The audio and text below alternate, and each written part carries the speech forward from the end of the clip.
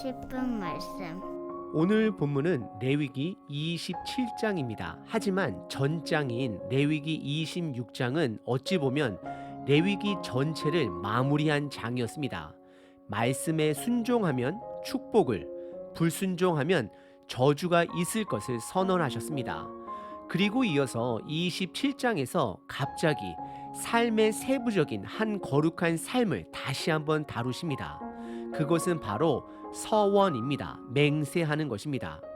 왜 하나님께서는 레위기의 결론을 26장에서 말씀하시고 이어지는 27장에 또다시 서원에 대해 실천적인 사항에 대해 말씀하시는지는 정확하게는 알 수는 없습니다. 하지만 27장에서 강조하는 것은 다시 한번 삶 속에서 거룩해야 함을 강조하고 계십니다. 그래서 전장인 26장을 레위기의 마지막 결론 부분이라 본다면 다시 27장을 통해 실천적인 부분을 다시 한번 강조하신 것이다 라고 볼 수 있습니다. 우선 서원이라는 것은 내가 하나님께 드리기로 약속한 부분입니다. 맹세가 되는 것입니다.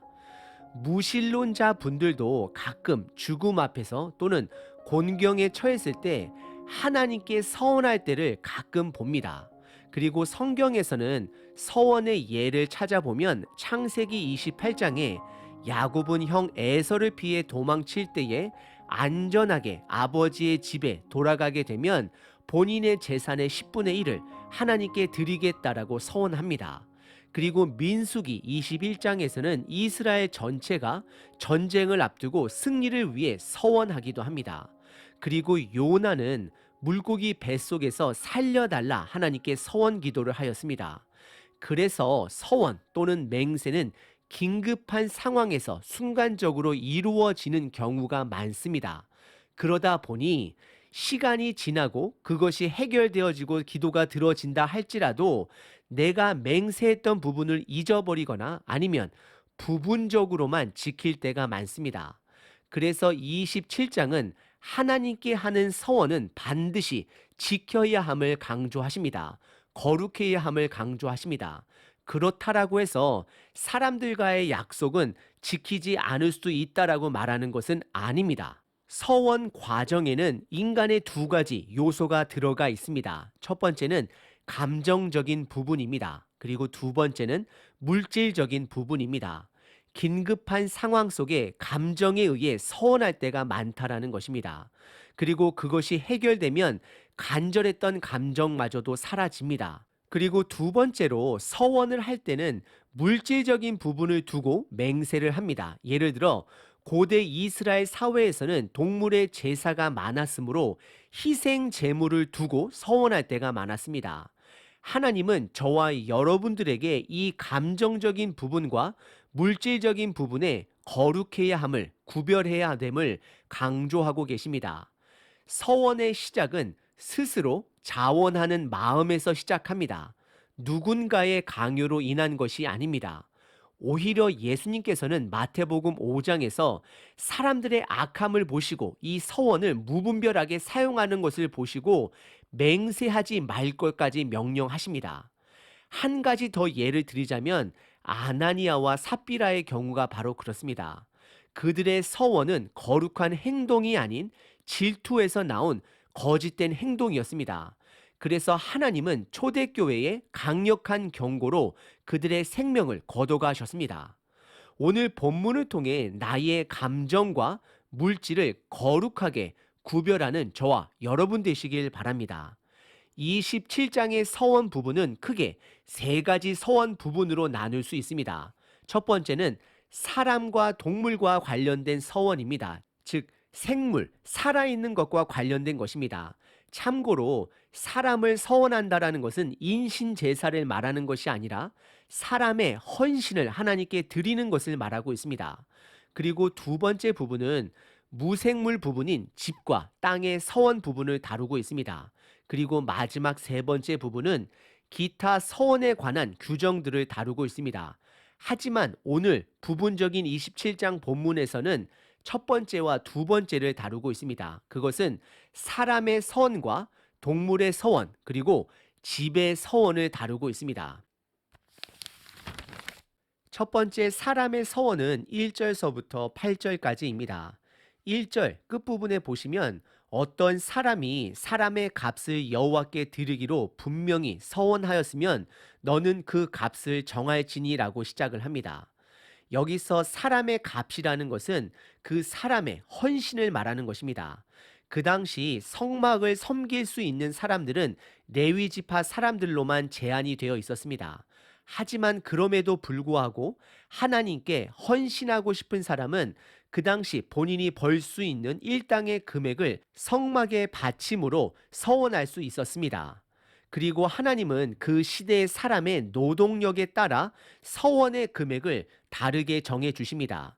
그래서 어린 아이의 경우에는 노동력이 없기 때문에 서원의 금액이 낮고, 반대로 젊은 남성은 한참 일할 때의 나이로서 서원의 금액이 매우 높습니다.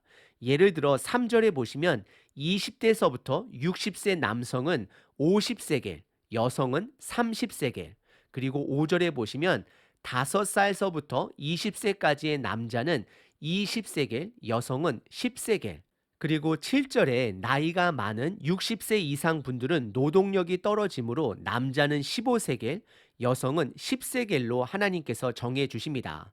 참고로 1세겔은 결단코 작은 단위가 아닙니다. 그 당시 하루 평균 임금을 1세겔로 받습니다.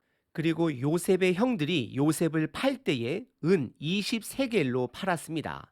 이렇게 보면 50세겔, 30세겔 작은 양이 아닙니다. 그래서 8절에 보시면 가난한 자들을 위한 서원 내용이 나옵니다. 시작은 그러나로 시작을 합니다. 하나님께 헌신은 하고 싶지만 헌신할 그 금액을 가지고 있지 않아서 서원할 수 없을 때는 제사장에게 가서 그 값을 조정해서 헌신할 수 있다라고 말씀을 하십니다. 결국 하나님께서는 마음을 받으시는 분이십니다. 첫 번째 부분은 사람의 서원 부분을 다루었습니다. 크게 두 가지로 정리할 수 있습니다. 첫 번째는 서원은 스스로 자원하여 드리는 것입니다. 그리고 두 번째는 그 서원은 누구든지 여성이든 어린아이든 가난한 자든 서원할 수 있습니다. 두 번째 부분은 가축의 서원 부분입니다. 9절서부터 13절입니다. 가축에는 정한 동물과 부정한 동물로 나눌 수 있습니다. 정한 동물은 하나님께 제사를 드릴 수 있는 가축들입니다. 소, 양, 염소, 그리고 비둘기들이 있습니다. 그리고 그 외의 동물들은 부정한 동물이 되는 것입니다. 9절에 보시면 우선 정한 가축을 사람이 서원하여 하나님께 드릴 때에 그 모든 가축들은 다 거룩하다 말씀하십니다. 여기서 거룩하다 여겨지는 것은 하나님께 반드시 드려야 함을 강조하는 표현입니다. 그래서 10절에 하나님께 드리기로 했던 가축을 다른 가축과 바꾸게 되면 그 둘 다 거룩해진다라는 표현을 사용하는데 이것은 그 둘 다 하나님께 바쳐져야 함을 강조합니다. 예를 들어 하나님께 내가 아끼는 소를 드리기로 했다가 마음이 바뀌어 염소를 드리게 되면 그 소와 염소 둘 다 하나님께 바쳐야 함을 말씀하고 있습니다. 이것은 바꿀 수 있음을 뜻하는 것이 아니라 바꾸지 말아야 할 것을 경고하는 내용입니다. 결국 서원할 때는 감정적으로 하지 말아야 할 것을 가르치시고 계시는 것입니다. 그리고 11절에 부정한 동물을 제사로서는 하나님께 드릴 수는 없지만 서원할 수 있음을 본문을 말하고 있습니다. 그래서 부정한 동물을 서원했을 때는 제사장에게 가지고 나아갑니다. 그리고 제사장은 12절에 보시면 그 부정한 동물의 금액을 정하게 되고 제사장은 그 동물을 팔아 사용한 것으로 추정해 볼 수 있습니다. 하지만 그 부정한 동물을 드리기로 약속을 했는데 가지고 오지 않게 되거나 다시 물르게 될 경우에는 그 정한 금액의 20%를 추가적으로 더 내야 합니다. 결국 정한 것은 무르지 말아야 할 것을 하나님께서 강조하고 계시는 것입니다. 두 번째 부분은 가축의 서원 부분이었습니다. 이 부분 또한 감정적으로 지나친 헌신을 하지 말아야 할 것을 말씀하십니다. 헌신은 내가 감당할 수 있는 부분을 하는 것이 헌신입니다. 아나니아와 삽비라처럼 마음의 그릇은 매우 작은데 지나친 헌신은 결국 마음의 죄를 짓게 합니다. 그리고 하나님은 그런 헌신을 받지 않으십니다. 세 번째 부분은 14절부터 24절까지 무생물에 관련된 서원을 말씀하십니다. 집과 토지에 대해 다룹니다. 하지만 오늘 본문 14절과 15절은 집의 서원만 다루고 있습니다. 그리고 14절부터는 글의 표현 방식이 달라집니다. 1절서부터 13절까지는 누구누구면, 남자면, 여자면, 어린아이면 이런 면으로 표현을 했다라면 14절부터 24절까지는 만일 어떤 사람이, 만일 그 사람이, 만일이라는 표현으로 구분 지을 수 있습니다. 그래서 1절서부터 13절까지는 헌신의 서원이라 말할 수 있고 14절서부터는 헌납의 서원이다라고 말할 수 있습니다. 14절에 집을 하나님께 드리려거든 그의 집의 금액을 제사장이 정하게 되고 그 집은 하나님의 집으로 레위 제사장들이 사용하게 됩니다. 그리고 그 집은 25장에서 다룬 희년법 또는 성막 안의 집과 성막 외부의 집에 있을 때 어떻게 구분하는지에 대해서는 자세하게 말하고 있지 않습니다.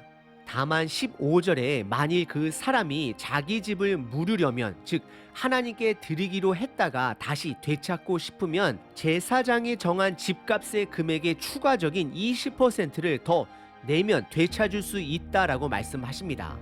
결국 하나님이 강조하는 것은 물을 수 있다를 강조하는 것이 아니라 순간적인 감정을 잘 다스리고 헌납해야 함을 말씀하고 있습니다. 오늘 본문의 세 번째 부분은 무생물에 관련된 집의 서원에 대해 살펴봤습니다. 오늘 본문은 사람의 서원, 동물의 서원, 그리고 집의 서원에 대해 살펴봤습니다. 오늘 본문이 강조하는 것은 세 가지입니다. 첫 번째, 서원은 스스로 자원하여 하나님께 약속하여 드리는 것이므로 반드시 지켜야 합니다. 두 번째, 서원할 때는 순간적인 감정에 치우쳐서 무리하게 서원하지 말아야 할 것을 말씀하십니다. 세 번째, 하나님은 사람의 이런 감정적 연약함을 아시고 서원법을 통해 다시 한번 구별된 삶을 살게 하시는 하나님의 뜻이 담겨져 있습니다.